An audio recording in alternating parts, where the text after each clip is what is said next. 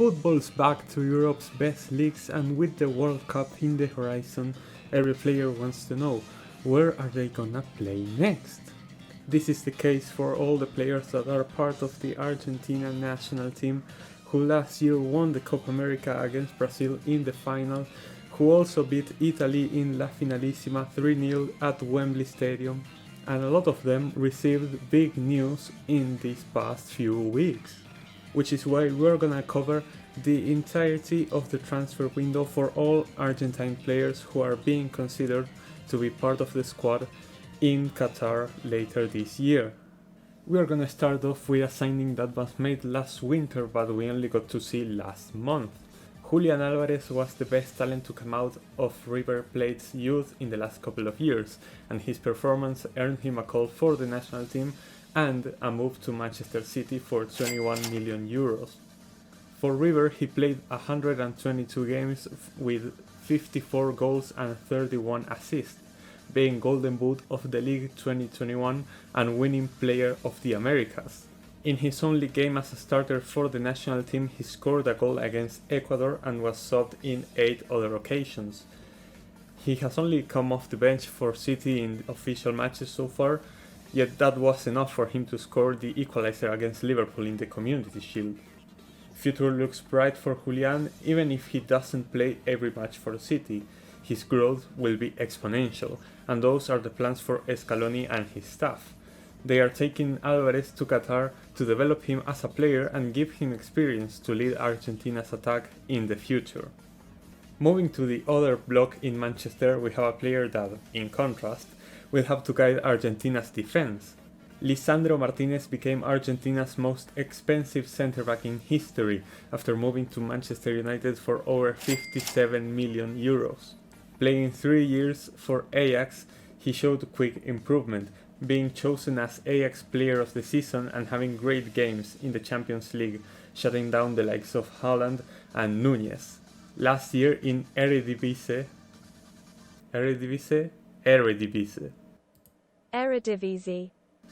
he was the first in aerial duels won among players with over 100 challenges, first in completed passes per 90 minutes, second centre-back with the most passes into opponent's side per 90 minutes, with 89% pass accuracy and 92 if it was into the opponent's side. Now, as I'm recording this, Lisandro's time as a Red Devil hasn't been the best. In my opinion, he had some of the blame in Brentford's third goal, where it felt like he could have done a bit more to clear the ball. Other than that, Lisandro seems to be trying to patch up some holes in a system that's falling apart, having to cover the space of teammates very often. Martinez is a great player and I trust his abilities. He has arrived to a club that is going through a crisis and I hope that this doesn't take a toll on him. However, we have another Argentine centre-back that moved from Eredivisie to the Premier League. After playing over 100 games for Feyenoord, including the Conference League final, Marco Senesi was bought by Bournemouth, which you all guys remember to point out how I pronounce it, for 15 million. Clinical with his left foot and with great numbers in aerial duels, he'll have to prove himself to survive in the Prem. At the moment, it seems hard that he'll be part of the squad in the World Cup, but his recent call-up against Italy and Estonia shows that he is being considered. Speaking of Italy, these transitions, man, holy! We are moving to Serie A, where Juventus made a big move and signed Angel Di Maria on a free from PSG. Scoring goals in both the Copa America final and in Finalissima, this man needs no introduction.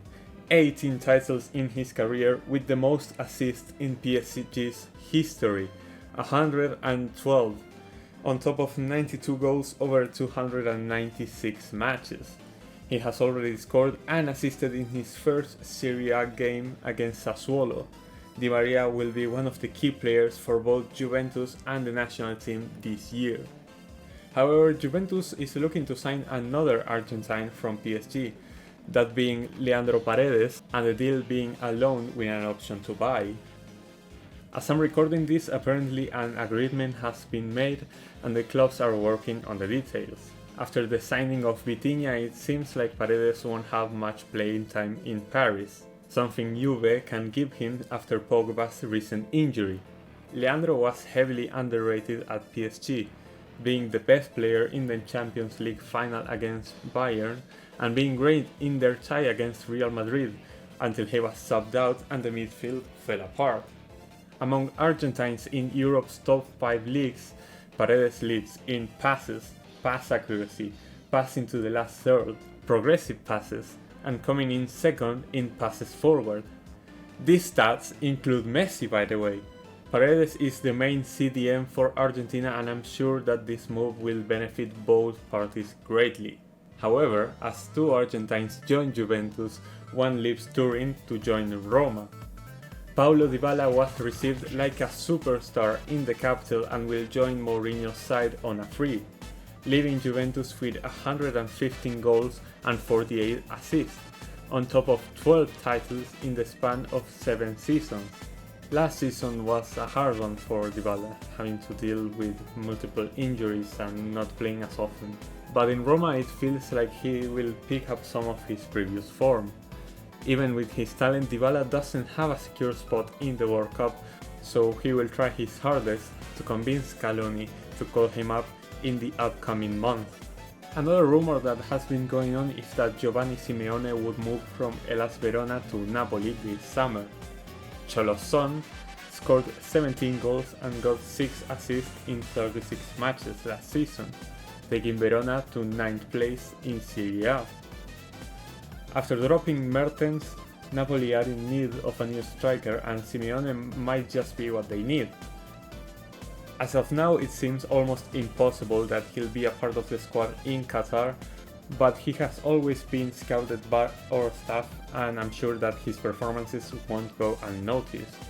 Moving to Spain is Argentina's main right back, Nahuel Molina, joining countrymen Rodrigo de Paul and Angel Correa under Diego Simeone for 20 million.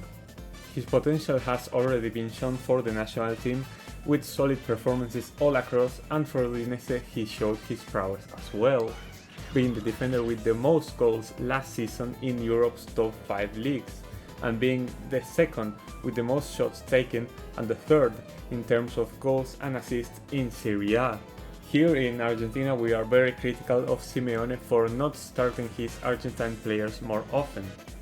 Luckily this won't be the case for Molina, because as of right now, he is the only natural right back in Atletico, and if Simeone decides to play with a back 3, Molina can explore moving up to midfield and working there as a winger. Finally, after the longest negotiation, Giovanni Lo Celso has joined Villarreal for 22 million. After not being considered by Antonio Conte this season, Chio had to find a new place, and his choice was the team where he shined last season on a loan, reaching the UCL semi-finals on top of his success for Argentina. Lo Celso now has a great chance to continue growing and reach the World Cup in great form, because we'll need him a lot if we want to have a shot at the trophy. And in other news from Villarreal, Juan Foyth is being scouted by Xavi to join Barcelona this summer. Barcelona are looking for a right back currently, and among all the options they are looking at, the most likely and the one that Xavi wants and is asking for seems to be Juan Foyth. His agent has already been seen in Barcelona and it seems like they are negotiating the terms. Foyth doesn't have a spot secure in the World Cup, but is one of the names that has very good chances of making it into the squad. However, it will all depend on how he performs in the months leading up to the tournament. Foyth wasn't even a part of the Copa America squad, for example.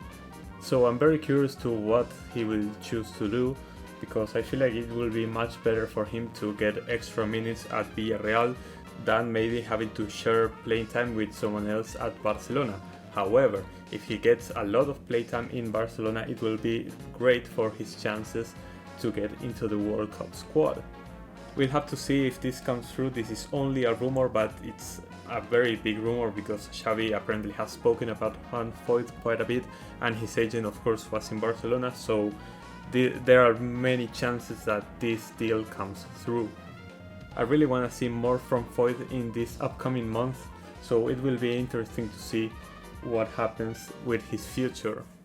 Going to France now, because in Ligue 1 Nicolas Tagliafico has joined Olympique Lyon for 4.20 million.